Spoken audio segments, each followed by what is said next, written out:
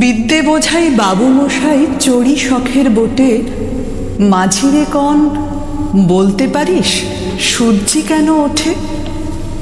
চাঁদটা কেন বাড়ে কমে, জোয়ার কেন আসে? বৃদ্ধ মাঝি অবাক হয়ে ফেলফেলিয়ে হাসে। বাবু বলেন, সারা জনম মরলি রে তুই খাটি, জ্ঞান বিনা জীবনটা তোর চারি আনাই মাটি। খানিক বাদে কহেন বাবু, বলতো দেখি ভেবে, নদীর ধারা কেমনে আসে পাহাড় হতে নেবে? বলতো কেন লবণ পোড়া সাগর ভরা পানি? মাঝি সে কয়, আরে মশাই অত কি আর জানি?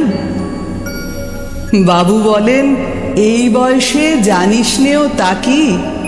জীবনটা তোর নেহাত খেলো, অষ্ট আনাই ফাঁকি। আবার ভেবে কহেন বাবু, বলতো রে বুড়ো, কেন এমন নীল দেখা যায় আকাশের ওই চূড়ো? বলতো দেখি সূর্য চাঁদে গ্রহণ লাগে কেন? বৃদ্ধ বলে, আমায় কেন লজ্জা দেছেন হেন? বাবু বলেন, বলবো কি আর, বলবো তোরে কিটা, দেখছি এখন জীবনটা তোর 12 আনাই বৃথা।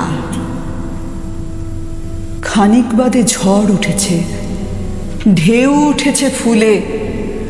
বাবু দেখেন নৌকোখানি ডুবলো বুঝি দুলে।